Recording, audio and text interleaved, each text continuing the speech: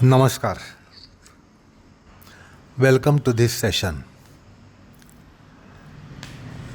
We are supposed to commence considering the drusha tattvam, and we are coming to this point because we considered the Heyahetuh, which was drashtru drusha yoho sanyogaha. Heyahetuh.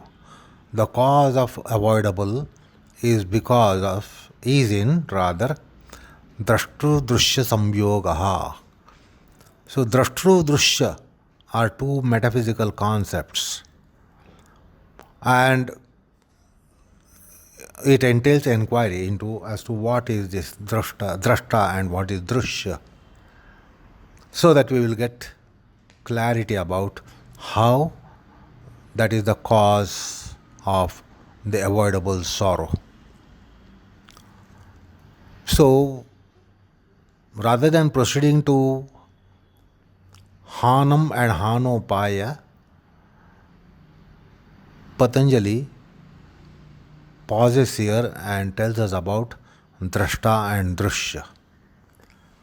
Otherwise, Patanjali should have mentioned Heyahetuh, Hanam, Hanopayaha, as it was decided that way. But then it entailed an inquiry into drashta principle and drusha principle, because their conjunction is the cause of sorrows.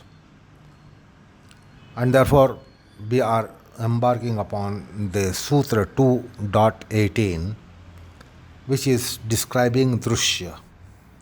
So, drusha will be described in the Sutra 2.18 and 2.19, and then drashta, the principle, will be explained in following Sutra thereafter, so that we will be clear about what is drashta and what is drusha, and Patanjali takes up the drusha first. So this one sutra is stuffed with enormous purport, and it is record purport that this sutra is containing. It is containing the branches of metaphysics, which is the Teleology and Ontology and Cosmology, because the prakriti unfolds itself into whole creation, and the creation process is the cosmology. So that is a part of this sutra, and of course the following sutra, the two sutras, are going to deal with cosmology of matter, cosmological process, or Patanjali's cosmogony, and ontological status of the drusha category, as to what is the purpose of it, what is the nature of it, essential nature of it, that is ontology of matter, and teleology, the purpose of the nature. Why this expanse of universe, unlimited universe? Because as I said in the last session, the whole vast span of universe seems to be useless for us. We paltry beings on the planet are declaring the whole universe as useless, which is boundless. We cannot be seeing it in one stroke. We cannot be penetrating it. We cannot be knowing it. We cannot even take an excursion there.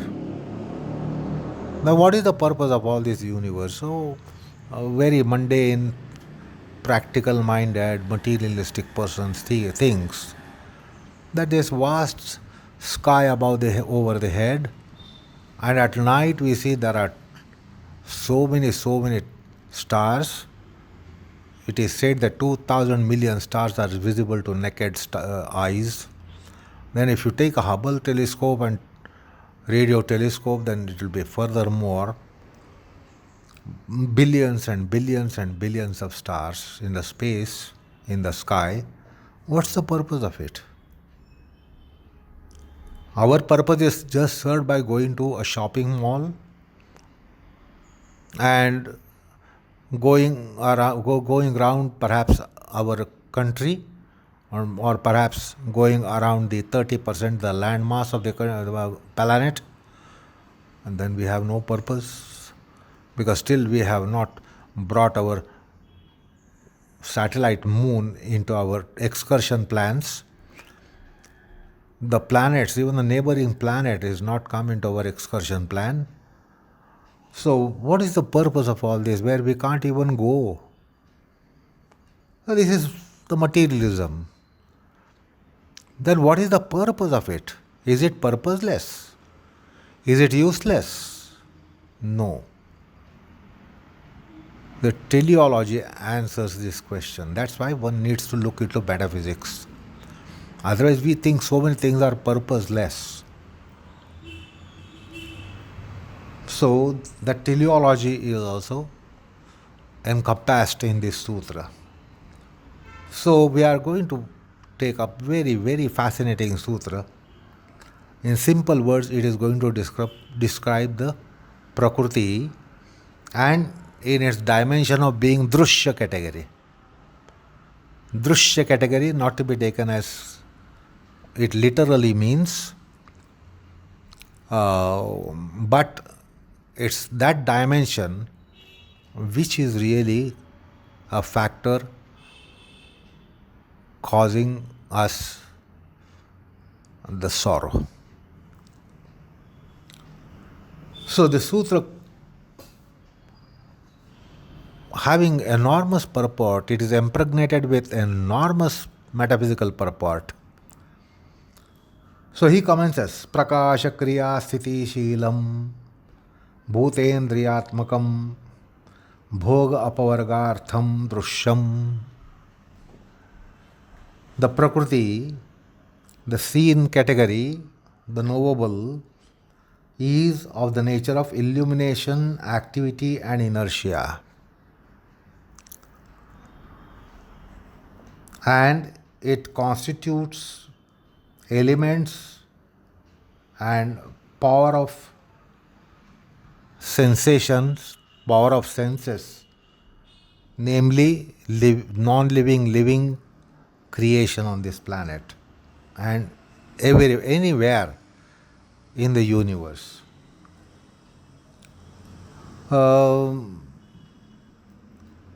And its purpose is to serve the experience and emancipation of drashta. So it is for a purpose of the seer category, the tmatattva that is engulfing the entire universe or is permeating the entire universe. For that conscious principle to be served, there is such vast universe. So,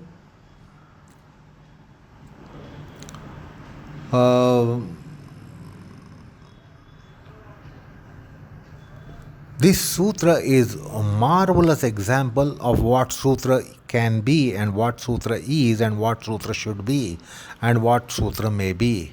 Aphorism, what it may be, what it can be, what it should be, what it must be. This is a best example of that. So we will be incidentally knowing how a sutra can be, an aphorism can be. And the sutra has exaltedly manifested in this particular aphorism of Patanjali. What does it mean? That means enormous purport has been captured in barest few and fewest letters and words.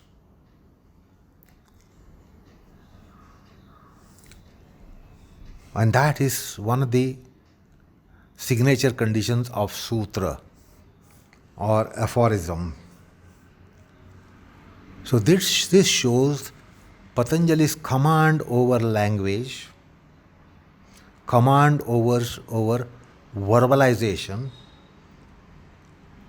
command over the very Shastra,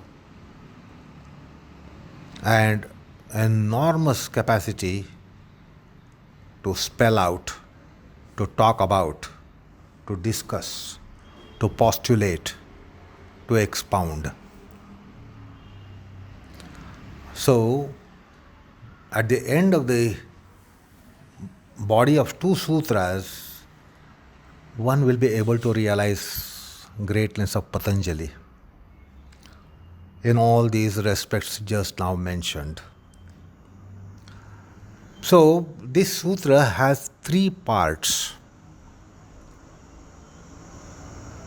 The first part of the sutra, which is Prakasha kriya sthiti sheelam.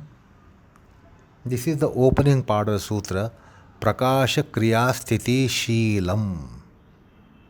So the category that is being discussed or is described or will be described now, the essence of that entity,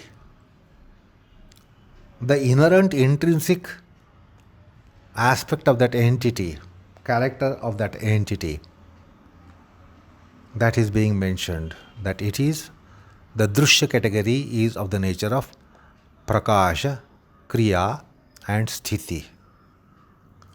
So that's the intrinsic nature of this entity called drusham, entity called seen class, the seen category. So first part of the sutra is mentioning the intrinsic and inherent nature of this category. And this is the category which is one of the factors of conjunctions causing Heyam becoming Heyahetuh. Then the second part of the sutra is Bhutendriyatmakam. So this category of prakriti will manifest in two ways. And it will be one that is called as bhutatmakata, the other one called indriyatmakata. Bhutatmakata means just pure matter, elemental matter, element. And indriyatmakata means the signature condition of entire living creation. The non-living matter and the living creation. And we know that this universe is either of inert matter or a living organism by way of tiniest microscopic worm or insect or life to various life forms which are mentioned in the subject of biology, and then botany. Living creation is found in these life forms.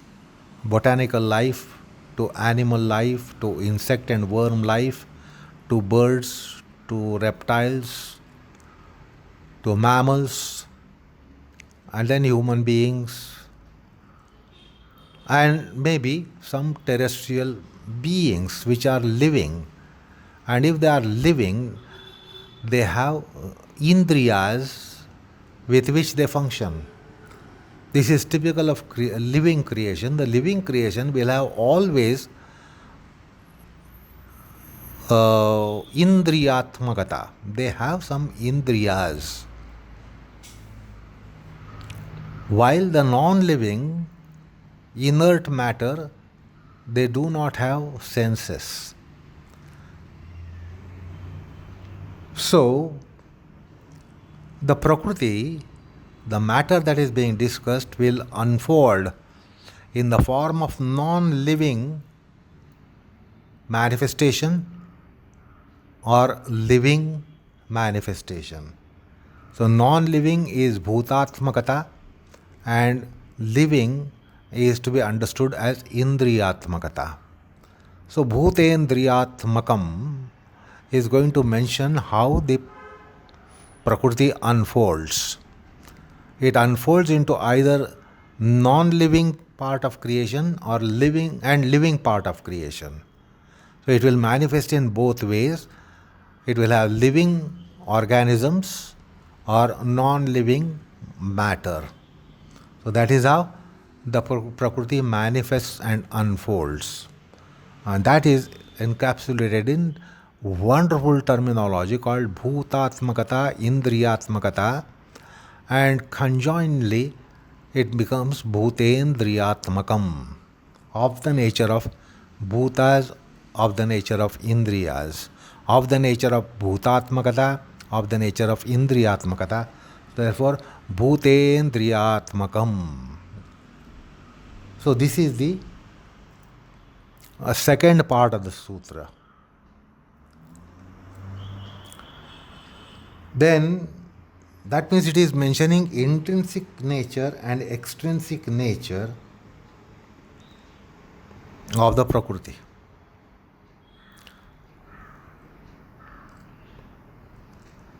And the next part of the sutra is bhoga apavargartham. So that spells out purpose. What is the purpose of tiniest dust particle? Very atomic dust particle to anything that is large and huge, like body of stars, like the sun. The sun, it is said that 99.98% of solar matter is in the sun, and only 0.02% matter is in the form of the entire solar family, the planets from Mercury to Pluto, and then satellites of the planets. That is the solar matter, including the asteroids. So what you see in solar family, the solar family is only 0.02% of solar matter, and 99.98% of matter is in the sun. That is how the sun is that huge. If all the planets merge into sun, they will only occupy 0.02% of the sun, which already exists, which we see. And then sun is a medium star planet according to classifications and gradations mentioned in astrophysics, astronomy. There are stars and celestial bodies larger, greatly larger than the sun. The sun is the largest thing in the solar system. Nothing is larger than the sun in solar system, but the sun itself is a paltry, medium-sized dwarf. It's a dwarf, yellow dwarf. And then there are stars in the universe which are very huge, unimaginably huge. For instance, it is said that if the largest star so far discovered by astronomy, by astronomers, by astrophysicists, The largest star that has been so far discovered, if it takes the place of the sun, it will engulf Mercury, Venus, Earth, Mars. It will completely gobble these planets. So huge is the so far the star that is discovered, which is the largest star.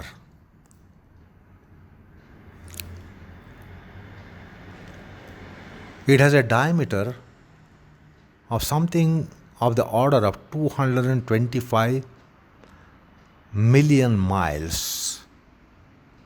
225 million miles of diameter, while the sun has diameter of 880,000 miles. So where is 880,000 and where is 225 million miles diameter? So such huge stars are there in the cosmos, in the universe.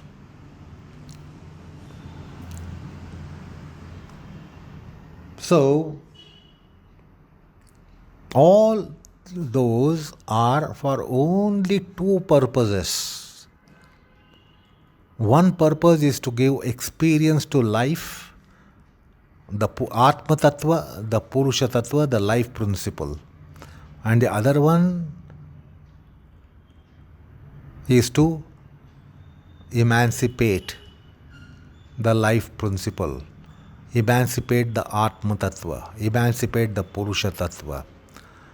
So they are all having purpose for purusha tattvam. You may not be finding that there is any purpose for you, but the atma tattvam, which is universally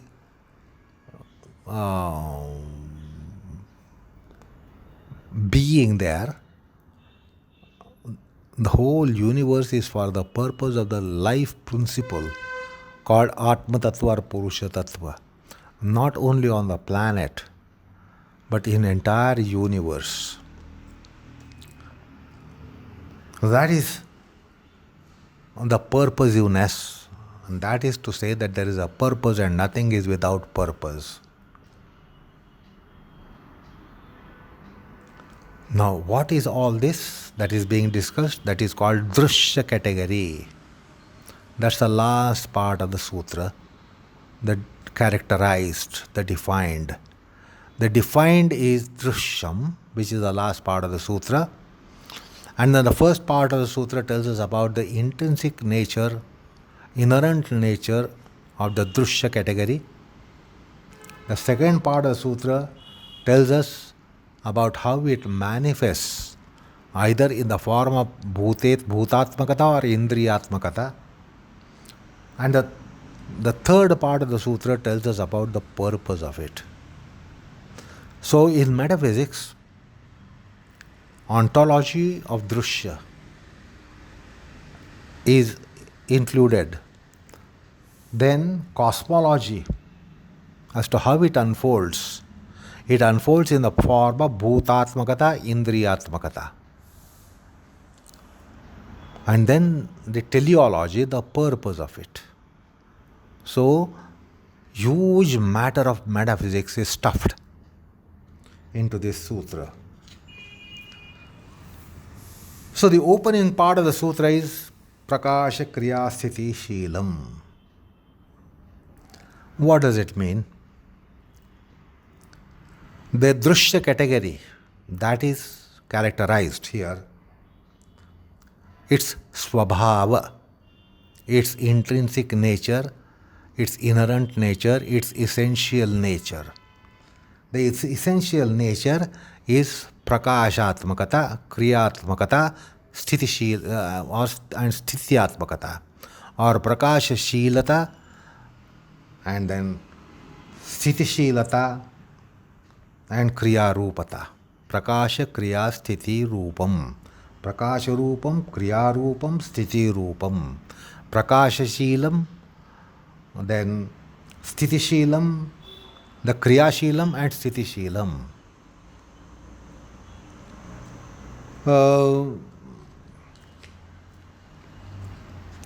So more proper description is sheelam and not rupam. Because the rupam means form, and then there are all these things are not presenting themselves with their forms, and therefore Patanjali aptly uses the term not prakasha kriya sthiti rupam but prakasha kriya sthiti sheelam. Sheelam is the inherent intrinsic nature.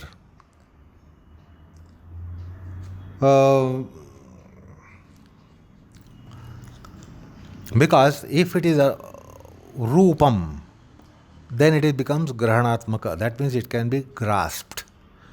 That means it has a form. The form can be felt. Form can be seen. Form can be cognized. But these are metaphysical aspects. They cannot be sighted. They cannot be seen. They cannot be grasped. And therefore, Patanjali aptly uses prakasha kriya sthiti sheelam rather than prakasha kriya sthila rupam. That's not the form, but that's the intrinsic and inherent nature of the drusha category, the prakriti. In simple words, there is correspondence to sattva, raja and tama gunas.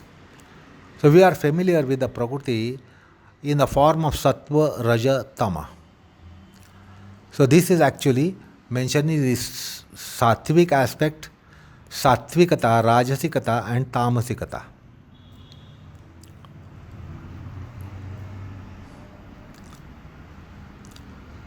So Patanjali has opted with quite a strong reasoning, rather than describing drishyam as sattva raja tama guna or sattva raja gunatmakata or sattva raja tama gunas, he opts for prakasha kriya sthiti sheelam.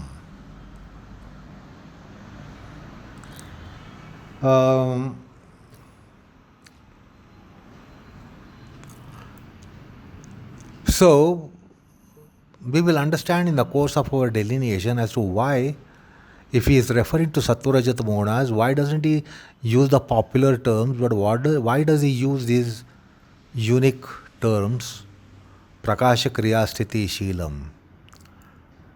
So these are respectively sattva raja tama gunas. In Sankhya philosophy, they are also described as shanta ghora moodha. The sattva is said to be shanta, raja is said to be ghora, tamaguna is said to be moodha. So shanta, ghora, moodha also refers to same three gunas. Prakasha kriya sthiti also refer to three gunas. But he doesn't expressly mention gunas for a very strong reason, logic, which of course we will realize in course of our discussion. So it should be understood that prakriti is being described. Prakriti of the nature of sattva raja tama gunas is being described. However, Patanjali doesn't use those familiar words, popular words, but he uses prakasha kriya sthiti sheelam in his first part of the sutra. Now, the prakriti is the matter which exists, whether it is sarga kala or pralaya kala. So whether it is creation phase or deluge phase, the gunas are there. But we are not here supposed to deal with the matter in deluge. We are here dealing with the matter in our creative phase of the universe. The universe is cyclically going from creation to dissolution, and then from dissolution to creation, again recycling and recycling and recycling and recycling timelessly. But we are to consider only one half of it, which is the prakriti in creation phase, creative phase and creation phase, and not the phase of deluge.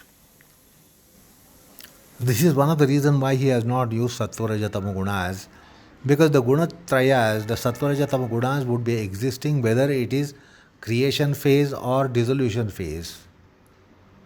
Gunas would be there.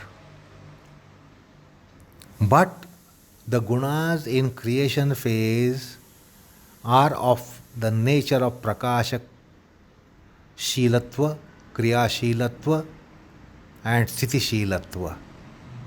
So that is why Patanjali has opted for prakasha kriya sthiti shilam rather than sattva rajatama shilam or shanta ghora mooda shilam, because prakashadis are absent in deluge. There is no prakasha, there is no gati, there is no manifestation of sattva guna preponderance, rajoguna preponderance, or tamoguna preponderance. Because in deluge phase there is samyavastha, guna samyavastha. They are in equal state, so you cannot find manifestation of either sattva guna or rajoguna or tamoguna. So it would have been improper to mention sattva rajatama gunas, because we want to consider them in creation phase and not in deluge phase. In deluge phase there is equilibrium, and in creation phase there is disequilibrium. That is why we have the manifestations. And in deluge phase there is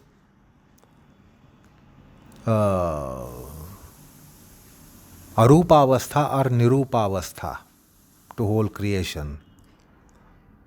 And in order to exclude that aspect, he has not opted for sattva rajatama gunas, but prakasha kriya sthiti shilatvam.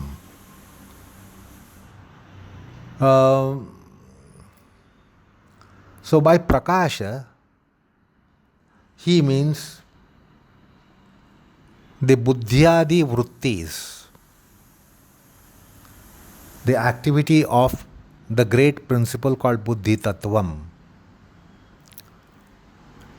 Because from giving room to buddhi tattvam, the whole unfoldment of the cosmos takes place.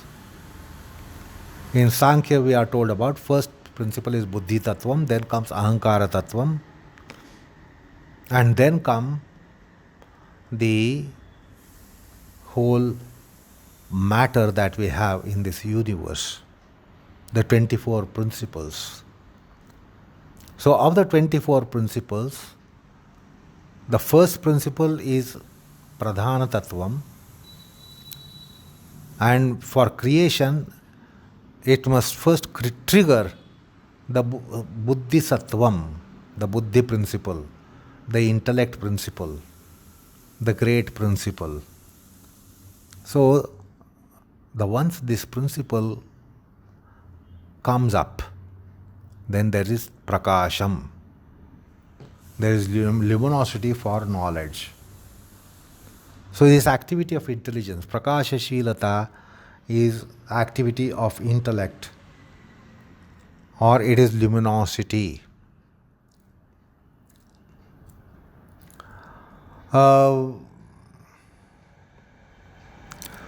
Then the kriya. The kriya indicates the whole movement phenomenism in the universe. In the universe, the things are ever moving. We animate things are moving, we have movements. Inert things are moving because the planet Earth is moving.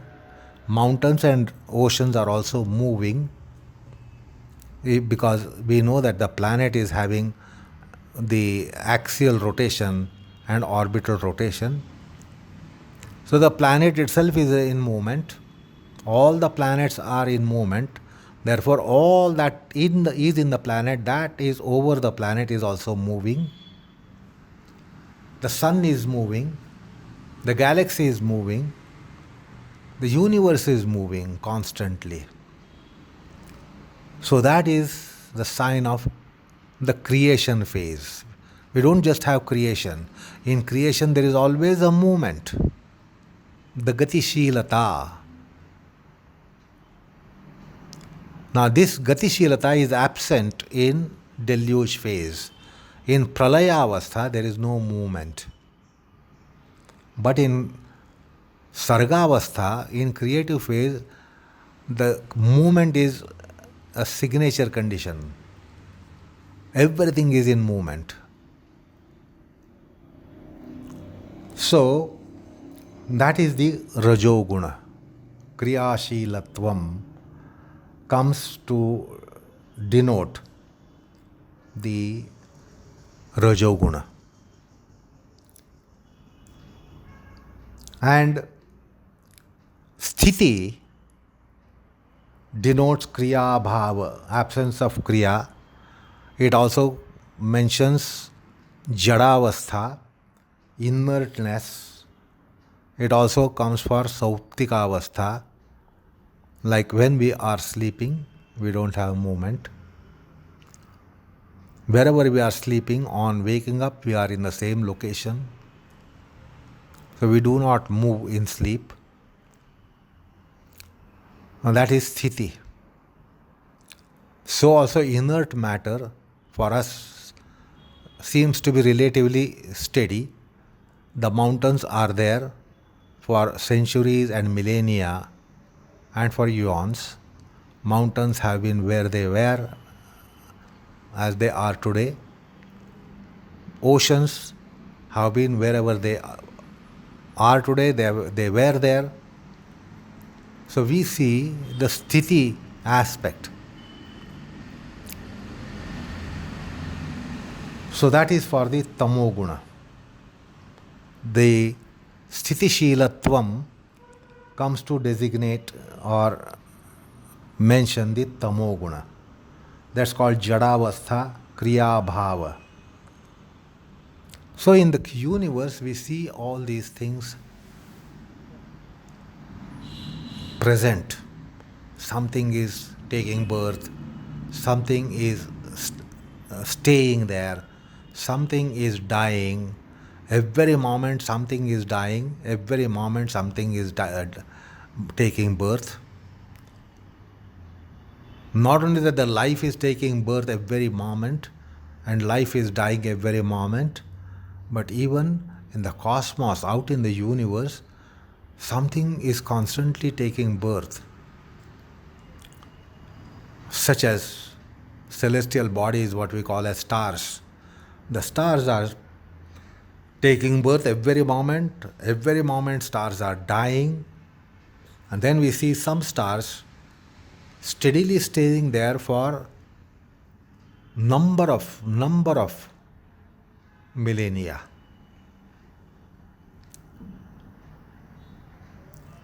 So this is also in the universe, that something is coming, something is going, something is staying. So that is the prakasha kriya sthiti shilam.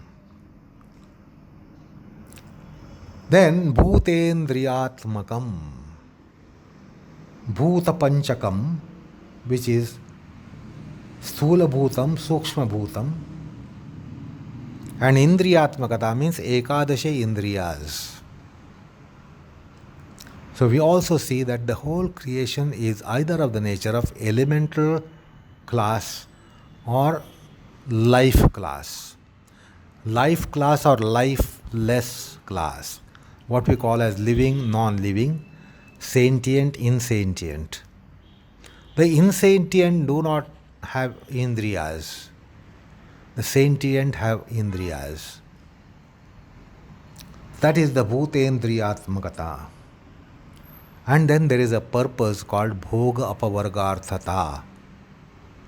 Either there is purpose of the nature of giving bhoga, giving experience, or apavargarthata, that is emancipation. So the drusha is there either to bind us and go on giving experiences of pains and pleasures and delusions, or emancipate us. So the drusha is there also for our emancipation. It is not only the cause of sorrow, it is also a cause of our emancipation. That is called apavargarthata. So the question was asked, why is this creation, if that is the cause of torment? The answer is given here that it is not that. It is also for emancipation. If you are seeking emancipation, it will be given by drusham. If you want to continue to be in bhogam, the drusham will give the bhogam. Drusha will be giving two dispensations, will be having two dispensations. One is to go on giving you experience of existence, experience of life, experience of what is around, and also emancipation. So, bhoga pradhanam and apavarga pradhanam, or bhoga dhanam and apavarga dhanam, are the two purposes for which the drusha category is there. Because then a question was asked on earlier occasion, if drashta drusha connection, conjunction is the cause of sorrow, why the drusha category was created? Because with the conjunction with it, the Purusha Tattva is going to get bondage. Then why then drusha category was created? Archetypal plan would have been better without any category of drusha, but then in that case the life would be meaningless. To be life or form of life, and to be lively, you need to have experiences. What is the point in having a life with no experience, like the condition of coma? Nobody likes to be in coma. Coma is a state where you don't experience. Now, do you want to have such a condition that you are there but nothing is experienced? So we do not want comatic condition. So we want the experience of our life, experience of our living, and experience that we have around. But then that is the cause of sorrow, but that is not only the purpose of it, it also gives the emancipation.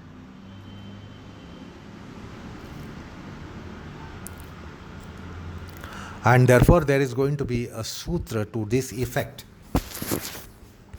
coming later.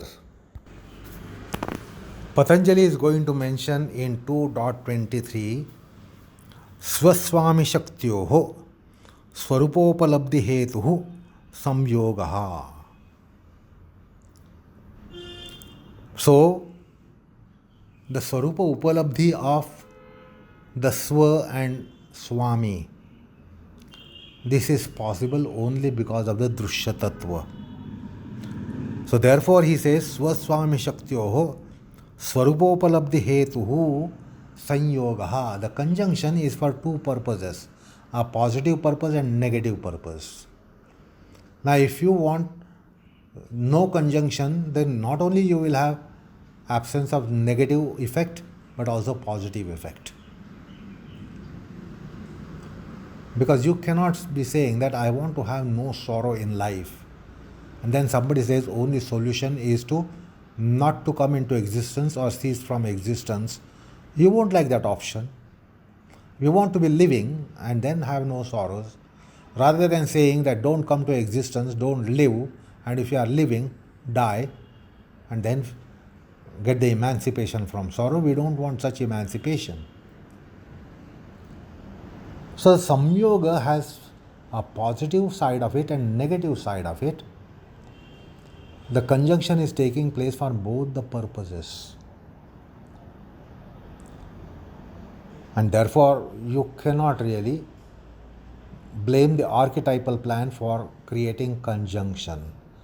Without conjunction, you won't come into existence. Now, do you want such a creation where you are not going to exist? Certainly not. We want to be existing in the creation, and therefore we want the creation. So the conjunction is for both the purposes. The Swa Shakti and Swami Shakti, Swarupopalabdhi, to know the essential nature of Swa and Swami.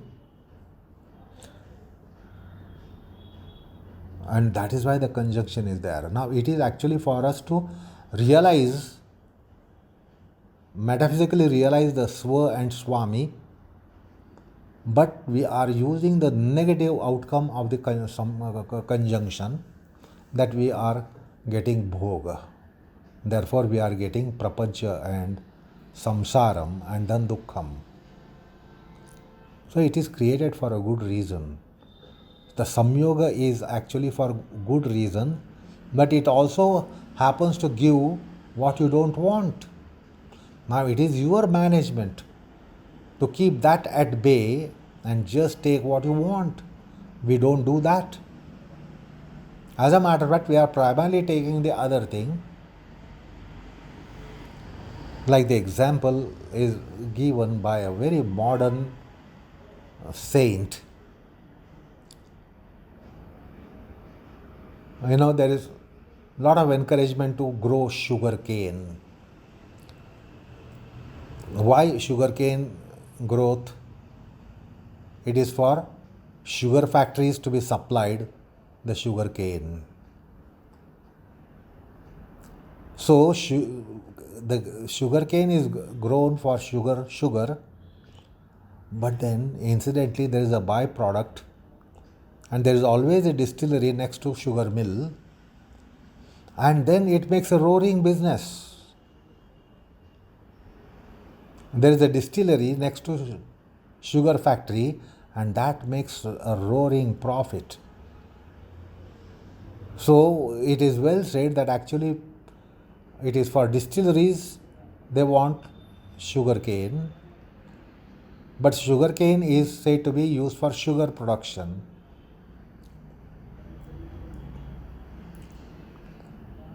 And then actually the distilleries are making them make good amount of profits, and therefore encourage the sugarcane growth and set up sugar mills. Sugar mills are not really created primarily, if you look at the intent of entrepreneurs, it is not for turning out sugar, producing sugar, particularly in our world which is having a threatening condition of disease like diabetes.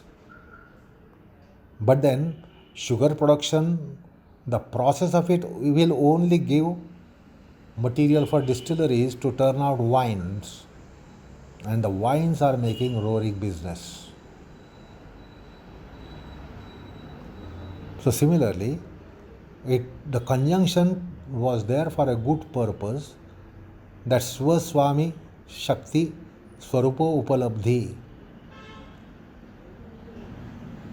Understanding essential purpose of Swa and Swami, the Atma, the Purusha Tattva, and all the paraphernalia, or all that which is sticking to it. But then it also can give us bhogas, life experiences, and we are using it like entrepreneurs use a sugar cane for distillery. Express purpose is sugar mill, sugar production. But actually, their intent is to have distillery, which helps them make roaring profits. So we are misusing the conjunction.